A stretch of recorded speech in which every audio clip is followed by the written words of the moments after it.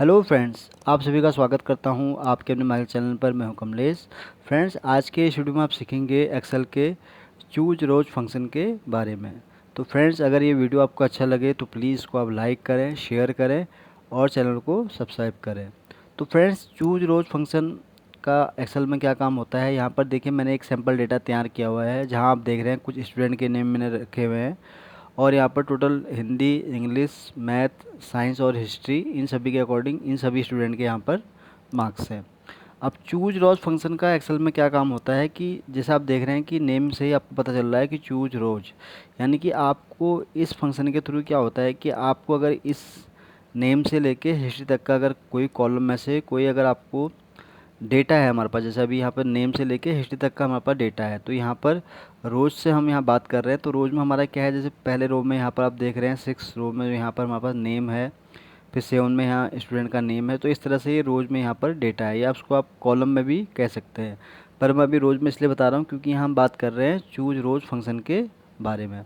तो चूज रोज़ फंक्शन क्या करता है कि अगर आप इसको, आपको पूरा टेबल सेलेक्ट करने के बाद अगर आप किसी रोज़ का अगर यहाँ नंबर आप देंगे तो उसके अकॉर्डिंग ये हमें उसका रिजल्ट निकाल के देता है। तो चलिए इसको सीखते हैं कि कैसे ये फंक्शन काम करता है। तो यहाँ पर सबसे पहले हम टाइप करेंगे चूज रोज। तो अगर आपको इस फंक्शन के बारे में और अगर डिटेल से जानना है तो यहाँ पर आप इसको रीड कर सकते हैं कि इस फंक्शन का क्या काम है। तो यहाँ पर जैसे मैंने आपको बताया कि चूज रोज फंक्शन, अब जैसे आप टाइप करेंगे तो यहाँ पूछता है आपको एरे। अब एरे मीन्स क्या है कि जहाँ तक भी आपका टेबल है या डेटा है जिस पर भी आपको इस फंक्शन को अप्लाई करना है तो उसको आपको सेलेक्ट करना है। तो उसके लिए आप इसको सेलेक्ट कर लेंगे। तो मैं दो मेथड को जो समझाऊंगा आपको, पहला मेथड मैं आपको सिंपल बताता हूँ कि ये कैसे काम करता है। तो ये मैंने यहाँ पर एरे सेलेक्ट कर लिया, कॉमा। अब कॉमा में जैसे मैंने बताया था कि यहाँ पर ये पूछ रहा है कि रो नंबर। अब ये रो नंबर क्या है कि जैसे यहाँ पर मैंने बताया कि 6 रो में क्या है, हमारा नेम है, 7 में जैसे कमल सिंह है, 8th में मनीष कुमार। तो इस तरह से यहाँ पर सीक्वेंस में आप डेटा यहाँ पर देख रहे हैं।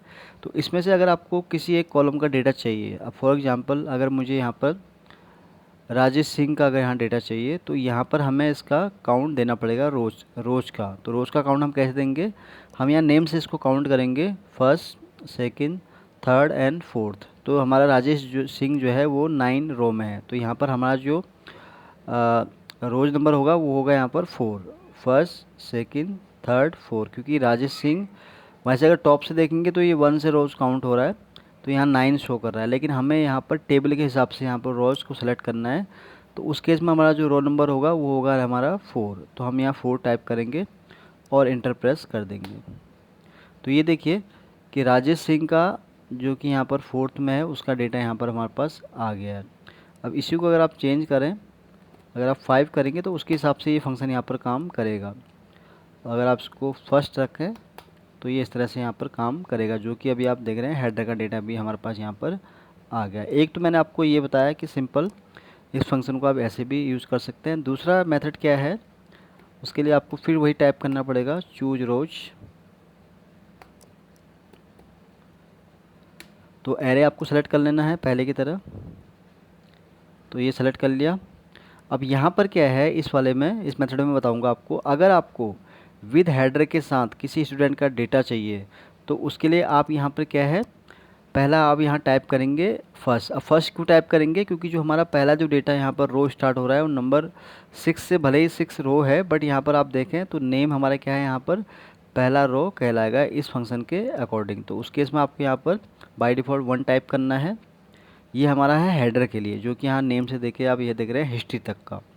तो ये हमारा हो गया, बाय नेम 1 ही रहेगा।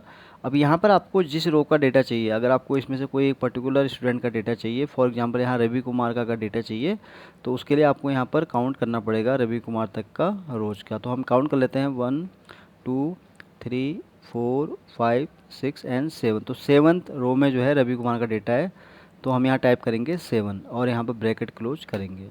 तो ये देखिए फ्रेंड्स, ये हेडर आ गया जो भी आप देख रहे हैं, name, Hindi, English, math, science and history, और रवि कुमार जो कि हमने यहाँ रेफरेंस दिया था 7th रो में। तो ये डेटा हमारे पास आ गया। अब इसको आप चाहे चेंज भी कर सकते हैं इसी फंक्शन को F2 करके। तो यहाँ पर अगर आपको चाहते हैं कि लास्ट का अगर ममता कुमारी का डेटा चाहिए, तो रवि कुमार हमारा 7th में है, तो 8, 9 एंड 10। तो 10th हम यहाँ करेंगे तो यहाँ ममता कुमारी का हमें यहाँ डेटा मिल जाएगा। तो इस तरह से फ्रेंड्स ये जो है चूज रोज फंक्शन एक्सेल में काम करता है। तो फ्रेंड्स आज के इस वीडियो में मैंने कोशिश की आपको बहुत ही आसान और सरल भाषा में समझाने की कि कैसे चूज रोज फंक्शन एक्सेल में काम करता है। तो फ्रेंड्स आज की वीडियो में इतना ही है। दोबारा आपके सामने आऊँगा एक नए वीडियो के साथ। तब तक के लिए आप खुश रहें और अपना ध्यान रखें। Thank you.